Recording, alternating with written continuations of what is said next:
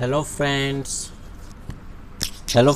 तो मैं हूं आपका दोस्त प्रियांशु जायसवाल और आज हम लेक्चर 3 पढ़ेंगे और लेक्चर 3 में हम पढ़ेंगे a new conservatism after 1815।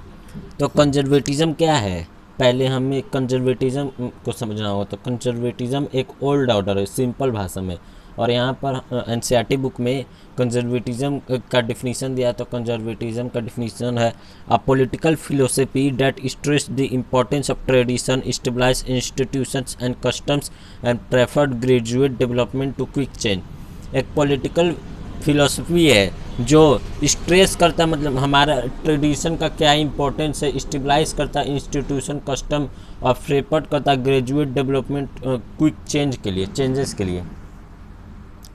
Following the defeat of Napoleon in 1815, European governments were driven by a spirit of conservatism. तो जब नेपोलियन 1815 में डिफीट हो गया तो जो यूरोपियन गवर्नमेंट थे वो सोचे कि हम कंजर्वेटिज्म ला दें यूरोप में।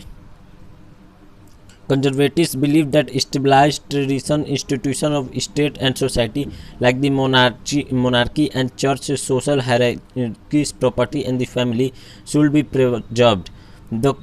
तो जो कंजर्वेटिव्स थे वो बिलीव करते थे कि वो स्टेबलाइज करे ट्रेडिशनल इंस्टीट्यूशन स्टेट और सोसाइटी का, जैसे मोनार्की, चर्च और सोशल हायरार्कीज, प्रॉपर्टी, फैमिली, और ये सब प्रिजर्व्ड रहे। Most conservatives, however, did not propose a return to the society of the pre-revolutionary days. तो बहुत सारे कंजर्वेटिव्स थे वो यही नहीं चाहते थे कि ना हम एक सोसाइटी का रिटर्न करें, मतलब ना वो ये चाहते थे नेपोलियन ने जो चेंजेस किए ना, वो चाहते थे कि नेपोलियन के चेंजेस को हम रिवर्स कर दें। चाहते थे कि जैसे नेपोलियन ने फ्यूडलिज्म लाया, उसने एब्सोल्यूट मोनार्की को हटा दिया, तो ये चाहते थे कि हम ना एब्सोल्यूट मोनार्की को फिर से लाएं जब नेपोलियन 1815 में डिफीट हो गया। देखिए 1789 से 1815 ये नेपोलियन का पीरियड था। नेपोलियन का पीरियड 1799 से था, तो 15 ईयर्स उसने राज किया। तो उसी के लिए वो चाहते थे कि जो 15 ईयर्स उसने राज किया, तो उसके बाद जब नेपोलियन 1815 में डिफीट होगा तो वो चाहते थे कि हम उसे सारे जो उसने चेंजेस किए उसे हम लोग डिफीट करें। Rather, they realized from the changes initiated by Napoleon that modernization could in fact strengthen traditional institutions like the monarchy.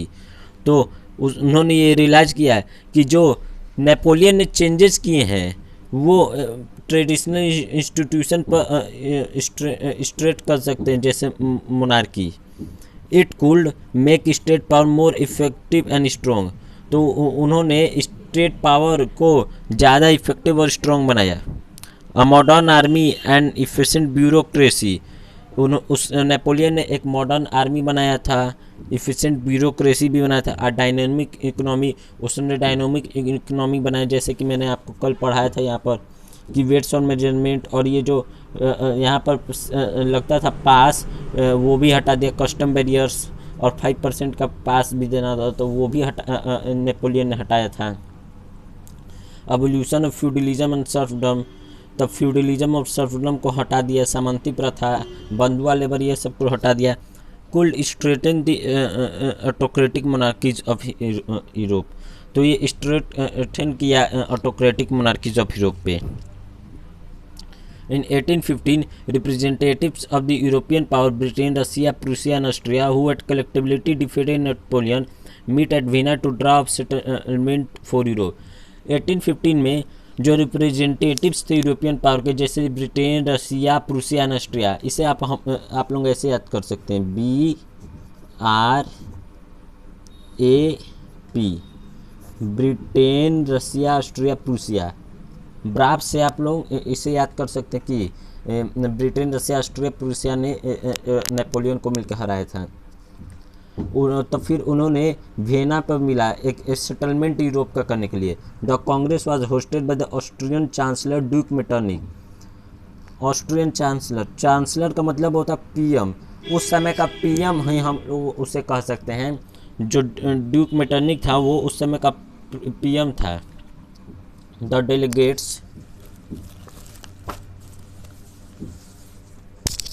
The delegates drew up the Treaty of Vienna of 1815 with the object of undoing most of the changes that had come about in Europe during the Napoleonic War.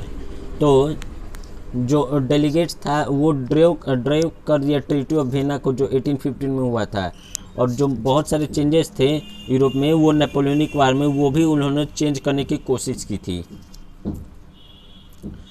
The Bourbon dynasty, which had been deposed during the French Revolution, was restored to power and France lost the territories it has annexed under Napoleon. Bourbon dynasty कौन? Bourbon dynasty आप लोग नाम सुना तो आप confuse होंगे, तो इसके लिए मैं बता देता हूँ कि जो बॉर्बन डायनेस्टी हम लोगों ने क्लास 9th में पढ़ा था वही बॉर्बन डायनेस्टी, क्लास 9th वाली ही बॉर्बन डायनेस्टी थी, जिसने डिपोज कर दिया था फ्रेंच रिवोल्यूशन को. वो फिर से पावर में आ गई, मतलब सत्ता उसने फिर से ले लिया, और जो फ्रांस था वो अपने टेरिटरीज को लॉस्ट कर दिया, और जो अनेक्स्ट था वो नेपोलियन ने टेरिटरी लिए थे जब उसका राज था, तो फिर फ्रांस ने उसको हार गए फिर से.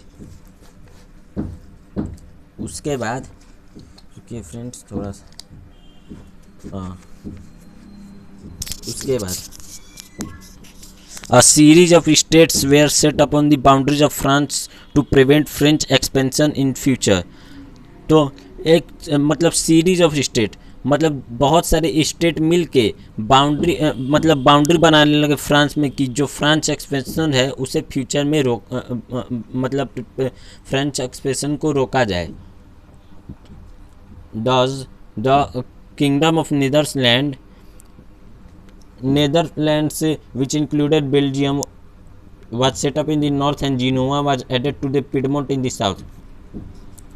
नेदरलैंड में आप लोग जानते होंगे ये औरांजे फैमिली थी, वही नेदरलैंड को चला रही थी उस समय. तो औरांजे फैमिली, तो जो किंगडम थे नेदरलैंड के जिसका नाम जिसमें औरांजे फैमिली आती थी, जो जिसमें बेल्जियम भी आता था, वो ना सेट मतलब नॉर्थ और जिनोवा में ऐड हुआ है.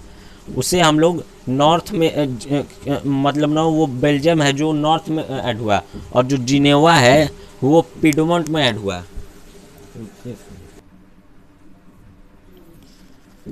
तो जो प्रूसिया था, Prussia was given important new territories on its western frontiers, while Austria was the given control of northern Italy. तो जो प्रूसिया था वो एक उसे नए टेरिटरीज दिए गए वेस्टर्न फ्रंटियर पे, वेस्टर्न साइड पे, और जो ऑस्ट्रिया था उसे नॉर्थर्न इटाली के कंट्रोल में दे दिया गया. बट द जर्मन कॉन्फेडरेशन मतलब संघ होता है, और 39 states that had been set up by Napoleon were left untouch. जो जर्मन कॉन्फेडरेशन था 39 स्टेट का, जर्मनी पहले 300 स्टेट्स में था, 300 छोटे स्टेट्स में डिवाइडेड था, फिर इसे बड़े बड़े 39 स्टेट्स में टोड़ा मतलब बनाया गया. तो ये जो 39 स्टेट्स था वो नेपोलियन ने इसी तरह छोड़ दिया था. In the east Russia was given part of Poland, while Prussia was given a portion of Saxony. East में जो रशिया था उसे पोलैंड का पार्ट बताया गया, और जो प्रूसिया था वो सैक्सोनी का पार्ट बन गया. The main intention was to restore the monarchies that had been overthrown by Napoleon and create a new conservative order in Europe.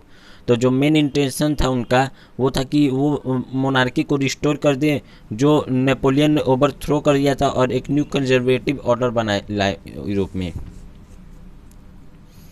Conservative regime set up in 1815 were autocratic. जो conservative regime था 1815 में वो autocratic था. They did not tolerate criticism and dissent. तो उन्हें बोलने और सोचने की भी व्याख्या नहीं थी, मतलब उन्हें ये भी नहीं था कि वो बोल भी सके और सोच भी सके. And sought to curb activities that question the legitimacy of autocratic governments. तो एक कर्व बना एक्टिविटीज़ बन गया जो क्वेश्चन उठाने लगा लेजिटिमेसी ऑफ ऑटोक्रेटिक गवर्नमेंट है. Most of them imposed censorship laws to control what was the said in newspaper, books, plays and songs and reflected the ideas of liberty and freedom. तो बहुत सारे जो censorship laws थे उन्होंने बताने लगा, उन्होंने न्यूज़पेपर, बुक्स, प्लेज और सॉन्ग्स में ना आइडिया ऑफ लिबर्टी और फ्रीडम को बोलने लगे.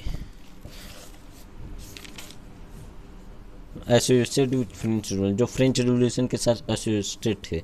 The memory of the French revolution nonetheless continued to inspire liberals, जो मेमोरी था फ्रेंच रिवॉल्यूशन का वो लिबरल्स के था हाथ में था। One of the major issues taken up by the liberal nationalist who criticise the new conservative order was freedom of the press. तो एक मेजर इशू जो लिया गया लिबरल नेशनलिस्ट के द्वारा वो क्रिटिसाइज किया कंजर्वेटिव ऑर्डर, जो फ्रीडम था प्रेस का। देखिए दोस्तों, यहाँ पर एक फिगर दिया है, ये फिगर हम लोग समझते हैं। देखिए यहाँ पर कुछ फ्रेंच भाषा में लिखा है तो उसी को यहाँ पर लिखा, the club of thinkers anonymise characters dating to see, इनके पॉलिटिकल कंडीशंस को दर्शाया गया है। देखिए 1820 में ये फिगर बना था। तो देखिए जो यहाँ पर फ्रेंच में लिखा है ना, वही ये यहाँ से यहाँ तक है। The plaque on the left bears on the inscription, जो प्लेग्यू था लेफ्ट बियर को वो इंस्क्रिप्शन पर लिखा है। The most important question of today's meeting, how long will thinking be allowed, जो मोस्ट इम्पोर्टेंट क्वेश्चन है उनकी मीटिंग का, मतलब उस समय की जो मीटिंग थी आज के दिन उनका सबसे बड़ा क्वेश्चन यही था कि हम कैसे कितना ज़्यादा सोच सकते हैं। अब देखिए यहाँ पर क्वेश्चन आ रहा है कि सोचने के लिए भी इनके पास अधिकार नहीं था। अरे जब बच्चा पैदा होता है तभी से वो सोचने लगता है, और हम तो बड़े हो जाए तो हम भी सोचने लगते हैं। मान लीजिए हम लोग बड़े हुए तो हम लोग सोचने लगते कि हाँ मैं यूपीएससी की तैयारी क्यों कर रहा हूँ, कैसे कर रहा हूँ, मैंने कौन सा ज़िंदगी में कर्म किया था कि मैं यूपीएससी की तैयारी करूँ। नहीं तो मान लीजिए आईआईटी जिसने लिया तो उसने कहा कि मैंने क्या कर्म किया ज़िंदगी में, मैं मेरे को किस रिलेशन वाले ने कहा कि भैया तुम आईआईटी नीट या यूपीएससी इन तीनों में से कोई एक जिसका जो मन वो उसकी तैयारी करो। तो ये भी सोचना है कैसे क्यों कब कहाँ मैंने क्यों ये चूज किया ये चूज किया, तो ये भी सोचना है। तो चलिए, the board on the right list the rules of the club which include the following. तो पहला रूल है silence is the first commandment of this learned society. तो जो साइलेंस है वो पहला कमांडेटेड है इनका learned society. To avoid the eventually will be a member of this club may succumb the temptation of speeches, models will be distributed to members entering। तो ये इससे जो इवेंचुअली अवॉइड करने के लिए जो मेंबर इस क्लब के वो सकम करें टेम्पटेशन स्पीच को। और उन्होंने आप यहाँ पर देख सकते हैं कि वहाँ उन्होंने भी मास्क पहना है, लेकिन वो मास्क है उन्होंने सिर्फ मुंह तक ही मास्क पहना है, नाक पर नहीं मास्क पहना है। तो इसका मतलब ये दर्शाता है कि उन्हें बोलने की आज़ादी नहीं थी और अब उन्हें सोचने की भी आज़ादी नहीं है। तो आज के टाइम देख रहे हैं कि जैसे अभी का टाइम है तो अभी कोरोना का सेकेंड वेव चल रहा है, तो अभी भी पूरे देश में लॉकडाउन है। तो इससे भी हम लोग देख रहे हैं कि हम लोग को भी पूरा मास्क लगाना पड़ रहा है पूरा। अब तो इतना तेज़ी से कोरोना फैल रहा है कि हम 2-3 मास्क लगाना पड़ रहा है। तो यही इन्होंने भी उस समय मास्क पहना था। अब तो मास्क का ही ज़माना आ गया, यही कहिए। अब अगले साल भी कोरोना आएगा, फिर अगले साल तो मास्क का ज़माना आ गया है। तो देखिए इन लोगों ने भी मास्क पहना है, सारे लोगों ने। चलिए उसके बाद दी रिवोल्यूशनरीज, उसके बाद हम पढ़ते हैं रिवोल्यूशनरी। रिवोल्यूशनरीज का मतलब क्रांतिकारी। तो रिवोल्यूशनरीज का जन्म कैसे हुआ? During the years following 1815, the fear of repression drove many liberal nationalists underground underground। तो जो ईयर था 1815 का, तो उसके बाद जो फियर ऑफ रिप्रेशन ऑटोक्रेटिक मतलब, तो वो बहुत सारे लिबरल नेशनलिस्ट को अंडरग्राउंड कर दिया। Secret societies sprang up in many European states to train revolutionary and spread their ideas. जो सिगरेट सोसाइटीज़ बने वो बहुत सारे यूरोपियन स्टेट्स में बने थे, और जो ट्रेन करते थे रिवोल्यूशनरी को और अपने आइडिया को स्प्रेड करते थे। To be revolutionary at that time this time meant a commitment to oppose monarchical forms that had been stabilised after the Vienna congress and to fight for liberty and freedom. तो तो revolutionary बनने के लिए उस time पे एक commitment को बनाना पड़ता है जो अपोज करे मोनार्कियल फॉर्म को, जो स्टेबलाइज हुआ था वियना कांग्रेस के बाद, और फाइट करे लिबर्टी और फ्रीडम से, लिबर्टी और फ्रीडम के लिए फाइट करे। सॉरी, गलती बोल जाता है। Most of these revolutionary also saw the creation of nation state as a necessary part of the struggle of for freedom। तो बहुत सारे रिवोल्यूशनरी ने इसे देखा कि ये नेशन स्टेट बन रहा है और ये नेसेसरी है स्ट्रगल ऑफ फ्रीडम के लिए, नेसेसरी पार्ट था नेशन स्टेट बनना। One such individual was the Italian revolutionary Giuseppe Mazzini. तो एक सच इटालियन रिवोल्यूशनरी थे, वैसे तो बहुत सारी रिवोल्यूशनरी थे लेकिन हमें कुछ ही रिवोल्यूशनरी पढ़ना है, तो उसमें गिउसेप्पे मजीनी थे, एक इंडिविजुअल थे। Born in Genoa in 1807,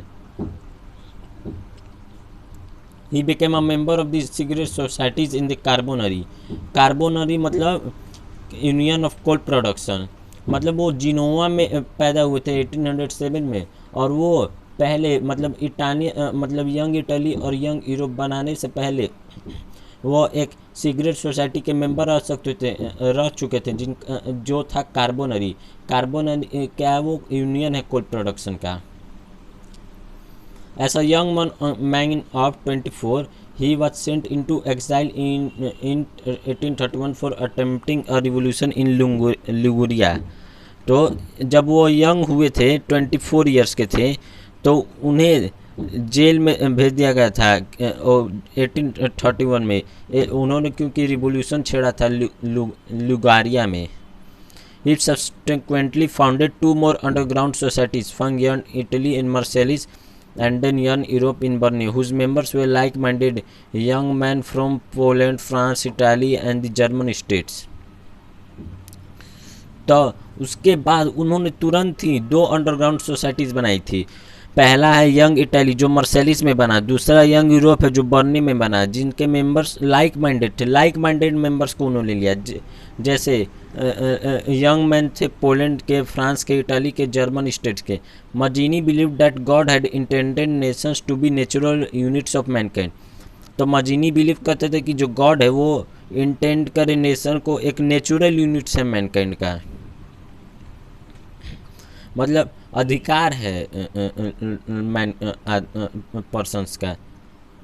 so Italy could not continue to be a patchwork of small states and kingdom. इसीलिए इटाली है वो कंटिन्यू नहीं कर पाया एक छोटा पैचवर्क स्मॉल स्टेट्स और किंगडम का। It had to be formed into a single unified republic within a wider alliance of nation. तो उसे एक सिंगल यूनिफाइड रिपब्लिक से एक बड़ा वाइडर अलायंस बना था नेशन का। This unification alone could be the basis of Italian liberty. तो ये यूनिफिकेशन सिर्फ अकेले ही बेसिस बन गया इटालियन लिबर्टी का। Following his model secret societies were set up in Germany, France, Switzerland and Poland. तो उसी का मॉडल फॉलो करते करते सीक्रेट सोसाइटीज़ बने जर्मनी में, फ्रांस में, स्विट्जरलैंड में और पोलैंड में। Mazzini relentless opposition to monarchy and his vision of democratic republics frightened the conservatives। तो जो मजीनी थे वो अपोज करते थे मोनार्की को और उनका जो विज़न था डेमोक्रेटिक रिपब्लिक का वो कंजर्वेटिव्स को हटाना था। Metternich describe him as the most dangerous enemy of social order. तो मेटरनिक था वो डिस्क्राइब किया अपने आप को न सबसे डेंजरस अपने सोशल ऑर्डर्स का।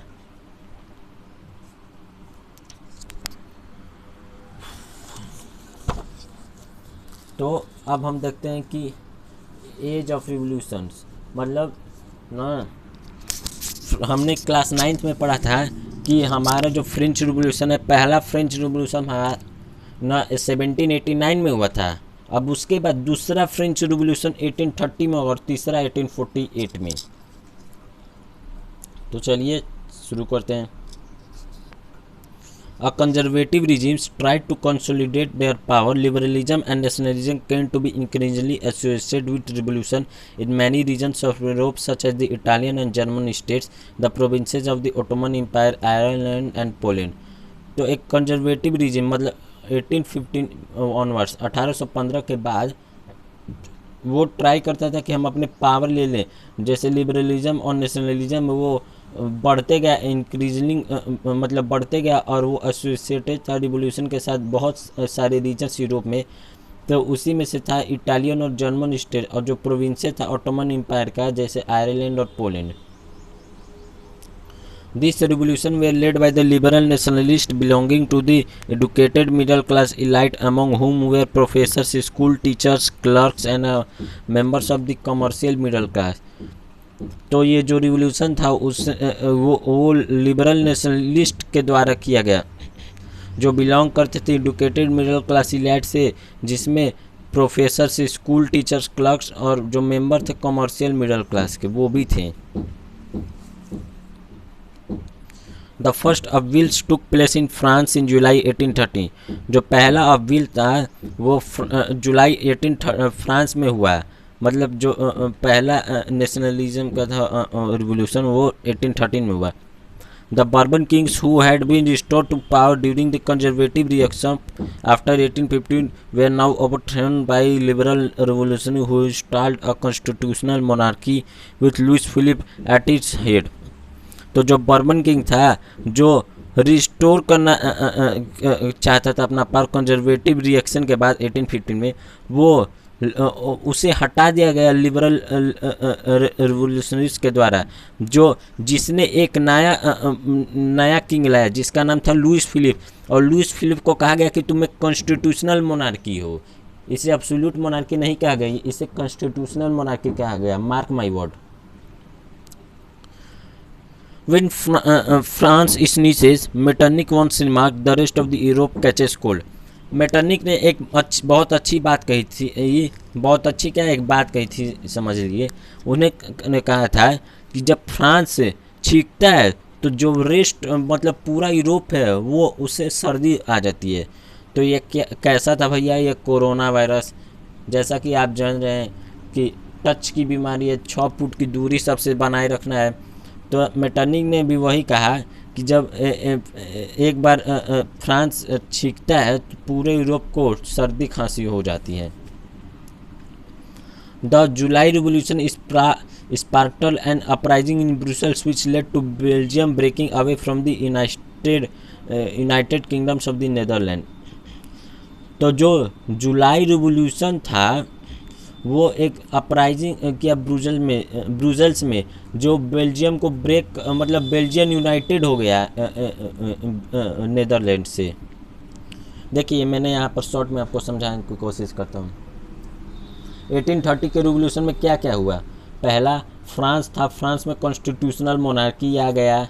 दूसरा नेदरलैंड था जो बेल्जियम, मैंने आपको यही पढ़ाया, जो नेदरलैंड था उसमें बेल्जियम इंडिपेंडेंट हो गया नेदरलैंड से। और तीसरा मैं अभी पढ़ाऊंगा जो ऑटोमन था उसमें ग्रीक नेशनलिज्म आ गया।